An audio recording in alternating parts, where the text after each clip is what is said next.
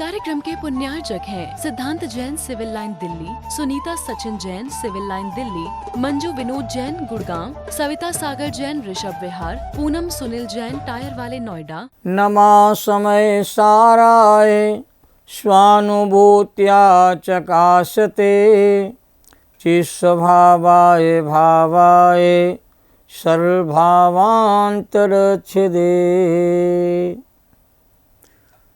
समय सार सभी ग्रंथों का राजा और महाराजा है। समय सार ग्रंथ में शुद्धात्मा का स्वरूप अच्छी तरह से समझाया गया है। समय और सार दोनों शब्दों से समय सार शब्द बना है। समय शब्द पदार्थ, मत, काल आदि अनेक अर्थों का वाची होने पर भी कुंद आचार्य देव और उनके सभी टीकाकारों ने आत्मा को समय कहा है और लोक में समय ही सर्वश्रेष्ठ वस्तु है और सबसे सुंदर पदार्थ है। सब्बत सुंदरे लोए इस समय पहाड़ की तीसरी गाथा में आया है। समय के दो प्रकार के भेदों की चर्चा स्व समय और पर समय के रूप में दूसरे नंबर गाथा में चर्चा हमारी प्रारंभ होगी। स्व समय क्या है? तो आत्मा के स्वरूप में लीन आत्मा स्व समय है। जो शुद्ध दर्शन ज्ञान चात में स्थित आत्मा स्व समय है। जीवो चरित दंसन लांठिदो तम ही ससंयम जाड़े। पर समय क्या है कि पर द्रव पर भाव में लीन आत्मा पर समय है। पौद्रिक कर्म प्रदेशों में स्थित जीव पर समय कहा गया है। पोगल कम पदे ठिदम चे तम जान पर संयम। इस समय सा समय पहाड़ की दूसरे नंबर गाथा है। स्व समय और पर समय इस समय सार नहीं है। समय सार तो शुद्धात्मा का नाम है। शुद्धात्मा शुद्ध चेतन स्वरूप जो प्रत्येक जीवात्मा में सदा से विद्यमान है। प्रत्येक आत्मा समय सार स्वरूप है। ऐसे समय सार के रूप को पहचानने के लिए ही इस ग्रंथादि राज का स्वाध्याय किया जाता है। इस ग्रंथ के स्वाध्याय की मंगल में प्रेरणा इसलिए दी जाती है। तो द्रव्य कर्म, भाव कर्म, नो कर्म से भिन्न शुद्धात्मा ही समय सार है। समय समस्त नए पक्ष से रहित, नए पक्षातीत समय सार कहा गया है। सब नए पक्ष रही दो भण दो जो सो समय सारो। इस समय पहाड़ की 144 नंबर गाथा में कहा है। समय पहाड़ किसे कहा है? शुद्धात्मा समय सार का विवेचन करने वाला ग्रंथादि राज समय पहाड़ है, जिसकी चर्चा हम आपके सामने थोड़ी देर बाद की बात करेंगे। वो छामी समय पहाड़ मृणमो शुद्ध केवली भणिदम, यह ग्रंथ का मंगलाचरण है। समय सार को कौन नहीं जानता कि लिंग के मोही समय सार को नहीं जानते। अर्थात जो बहुत प्रकार के साधु लिंगों में, ग्रस्त लिंगों में ममत्व करते हैं, उन्होंने समय सार को नहीं जाना। स्वयं आचार्य देव ने लिखा है, पाषंडीय लिंगेशु व गिलिंगेशु व बहु प्यारेशु कुबंती जे ममत्वम ते ही नादम समय सारम। इस समय सार की गाथा 413 नंबर है। कुछ लोग कहते हैं कि समय सार ग्रस्तों को नहीं पढ़ना चाहिए। समय सार ग्रंथ जो है मुनिराजों का ग्रंथ है। ऐसा कुंद स्वामी ने कहीं भी किसी गाथा में नहीं कहा। अप्रतिबुद्ध को प्रतिबुद्ध करने के उद्देश्य को लेकर के ही समय सार ग्रंथ की रचना आचार्य देव के द्वारा की गई है। समय सार का मर्म हर संगी पंचेंद्रीय प्राणी जो भव्यता को प्राप्त है, निकट भव्यता जिसकी प्रकट होने वाली हो, वो सभी समय सार ग्रंथ को पढ़कर इसके मर्म को ग्रहण करके समय सार का आनंद ले सकते हैं। समय पौड़ के स्वाध्याय का फल आचार्य देव ने स्वयं अंतिम गाथा में लिखा है। जो भव्य आत्मा इस समय पाहुड़ समय प्रावृत को पढ़ करके इसे अर्थ तत्व से जान करके अर्थभूत शुद्धात्मा में ठहरेगा, वह उत्तम सुख को प्राप्त करेगा। जो समय पाहुड़ मिड़म पड़ी दूण या अत्य तच्च दो नादम अत्ते ठाहिर चेदा सो पावदी उत्तमम सौखम। ये समय सार की अंतिम गाथा है, जिसमें हमारे आचार्य देव ने कहा जो समय सार को पढ़ेगा, समझेगा, उसके तत्व को, उसके अर्थ को ग्रहण करेगा, अपने शुद्ध चेतन स्वरूप में ठहरेगा, ऐसे जीव को नियम से उत्तम सुख की प्राप्ति होगी। शुद्धात्मा की प्राप्ति कराना ही समय सार ग्रंथ का मूल प्रयोजन है और शुद्धात्मा का कथन ही संपूर्ण ग्रंथ में नए विवक्षा के माध्यम से किया गया है। समय सार की सारी गाथाएं शुद्धात्मा के स्वरूप को बताने के लिए हैं। हमारे कुंद कुंज जैसे महान आचार्य 6वें 7वें गुणस्थान में रहने वाले महान संत थे, जो आत्मा की अनुभूति में जो भी उन्हें प्राप्त हुआ उसी को हमारे कुंद कुंज स्वामी ने इस ग्रंथ राज के माध्यम से बताने का प्रयास किया है। उन्होंने 5वीं गाथा में कहा कि मुझे आत्मा की अनुभूति हुई है और आत्मा की अनुभूति कैसे होती है, ये रहस्य मैं इस ग्रंथ के माध्यम से सारे भव्य जीवों को समझाने का प्रयास करूँगा। तो ऐसा अद्भुत महान ग्रंथ हम सबको स्वाध्याय के लिए प्राप्त हो रहा है।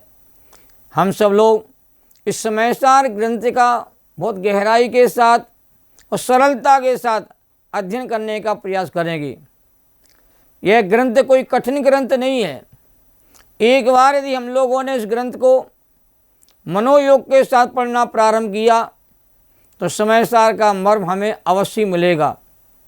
श्रीमद् राजचंद्र जी को जब समय सार ग्रंथ किसी श्रावक ने भेंट किया तो श्रीमद् राजचंद्र जी ने जो जौहरी थे, जो रत्नों का व्यापार करते थे, दोनों मुट्ठियों में भर करके रत्न उसकी झोली में डाल दिए।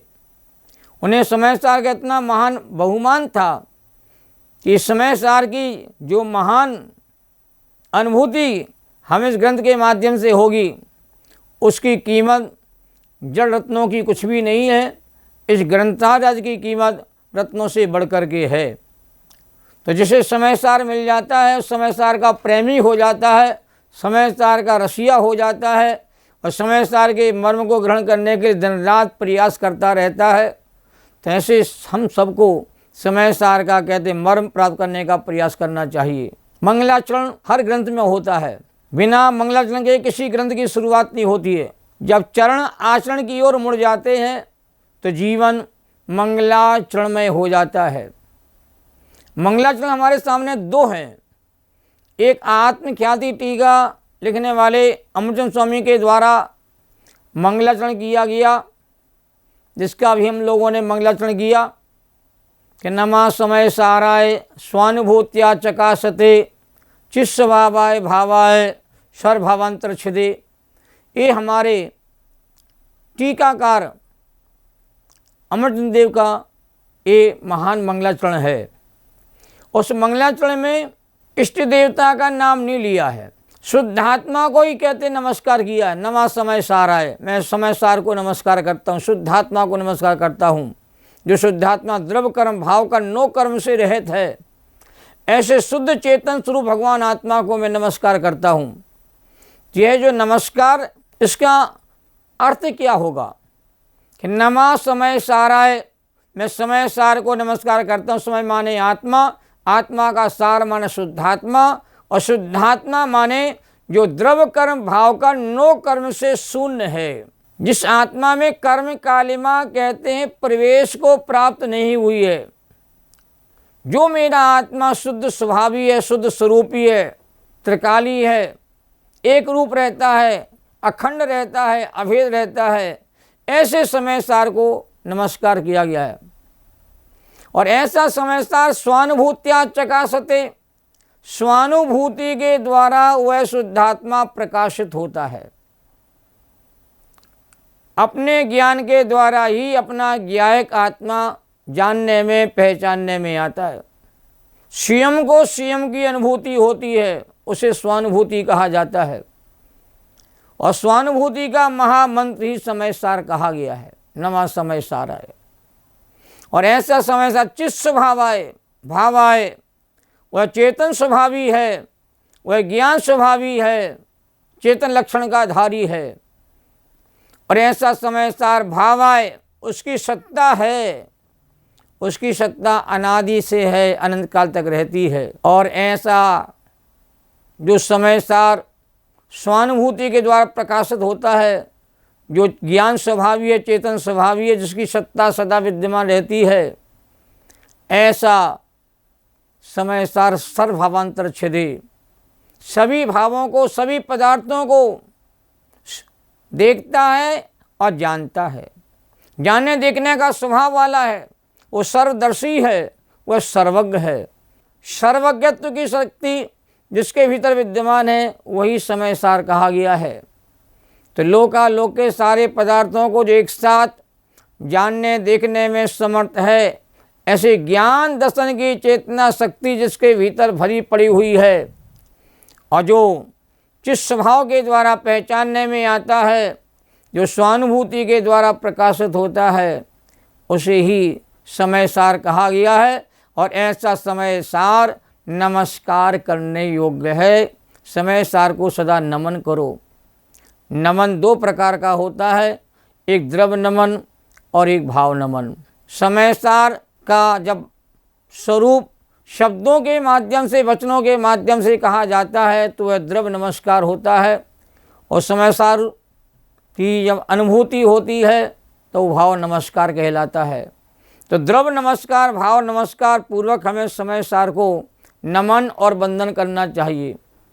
और हमारे कुंद कुंज स्वामी देव ने सिद्ध परमात्मा को मंगलाचरण में सबसे पहले नमस्कार किया है, आपके सामने रखूंगा। अब नमः समय साराय स्वानुभूत्या चकासते, दूसरा विशेषण है चित्त स्वभावाय, तीसरा विशेषण है सर्वांतर छिदे, चौथा विशेषण है स्वानुभूत्या चकासते, जिसमें भावाय शब्द जो है वो द्रववाची है, चित्त स्वभावाय वह गुणवाची है, और सर्वभावांतर छिदे और स्वानुभूत्या चकासते ये पर्यायवाची है।